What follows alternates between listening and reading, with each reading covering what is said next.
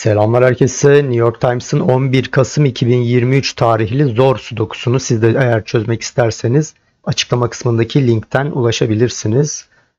Diyelim ve çözmeye çalışalım. Evet, bu hücre 1.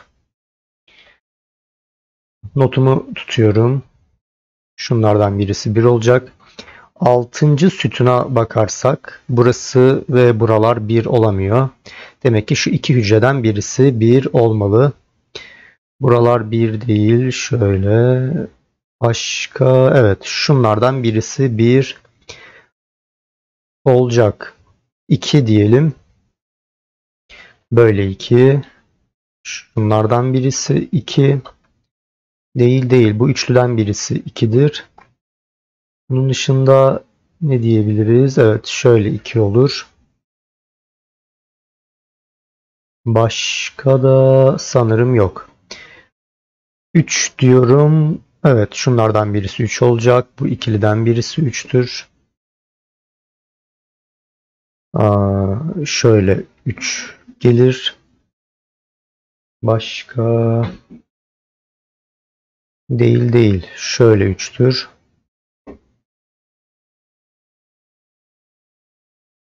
Şuralar olmaz. Şunlardan birisi 3 olacak.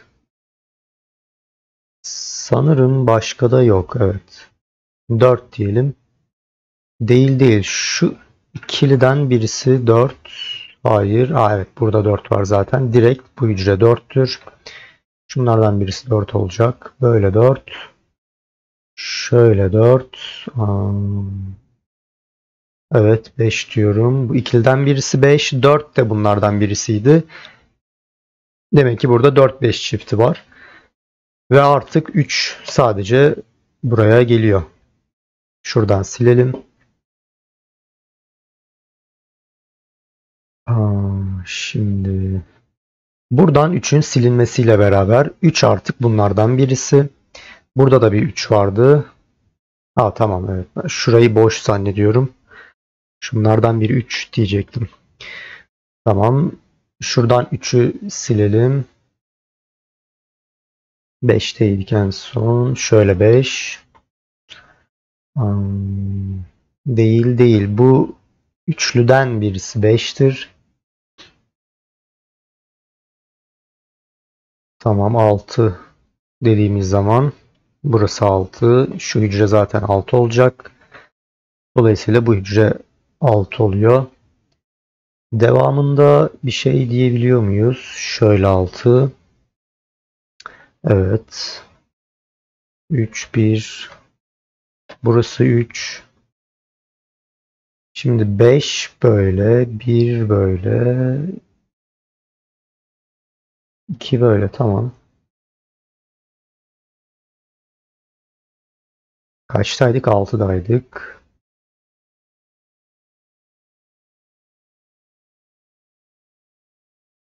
Şu iki hücreden birisi 6'dır.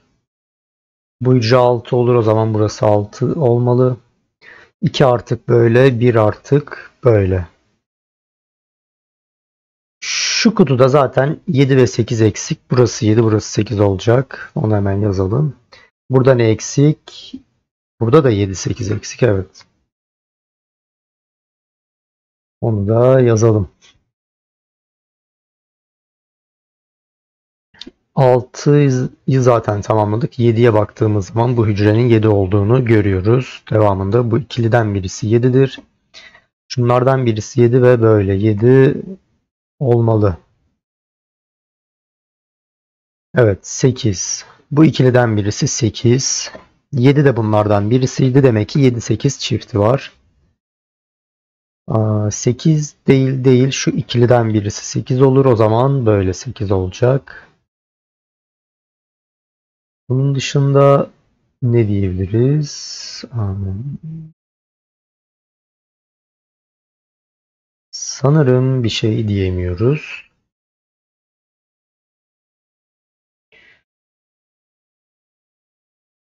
O zaman o zaman 9'a bakabiliriz. Şimdi şunlardan birisi 9 değil. Şunlardan birisi. Hatta evet direkt olarak burası 9.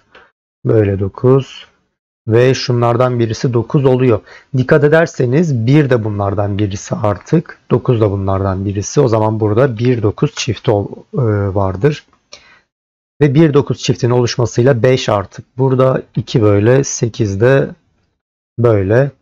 2 nerede? Burada. 1 artık dikkat ederseniz. Burada 8-9 şeklinde gidecek. 2 böyle, 7 böyle, 3 böyle. Bugün güzel. Güzel bir şekilde açıldı.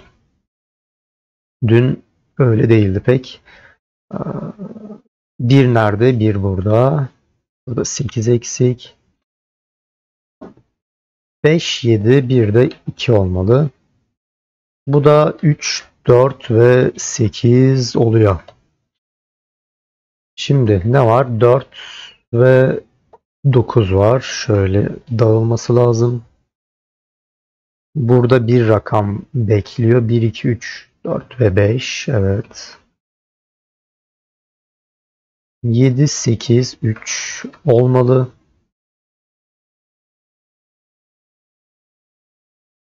3, 7, 8 üçlüsü mevcut. Dikkat ederseniz triple var. Burası 7 olamaz. Yani şu ikisi 2 ve 5 olmak zorunda. Tabii burası 5 olamıyor. Şurada neler kaldı? Burada 5 eksik. Şöyle olur.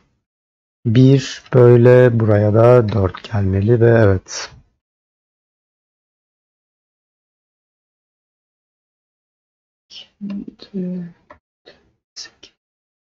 Son olarak buraya 2, buraya da 5'i yazdığımız zaman Sudoku'yu son derece hızlı bir şekilde tamamlamış olduk. Gayet kolaydı.